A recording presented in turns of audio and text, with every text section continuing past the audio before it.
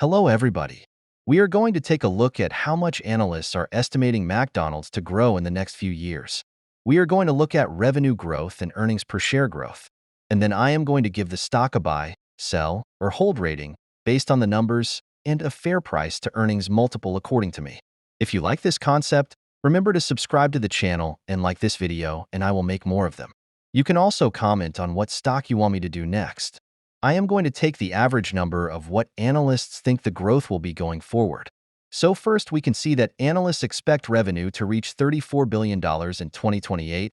That is an average revenue growth of 5.88% annually. When it comes to earnings per share, they expect $18.77 in 2028. That is an average growth of 10.3% annually. McDonald's stock price today in pre-market is $292. That means that if you buy the stock today, you are paying a price to earnings multiple of 15.5 for 2028 earnings, if these assumptions come true. I think that is too cheap for a growing stable dividend stock. I would say that a price to earnings multiple of 18 in 2028 is reasonable for a stock that is growing earnings in that pace. So if we take $18.77 times 18, we get a stock price of $338. That means we can expect a return of 16% if these assumptions come true. That is a compounded annual growth rate of 3%. They are also paying a dividend of around 2.42% annually at the moment.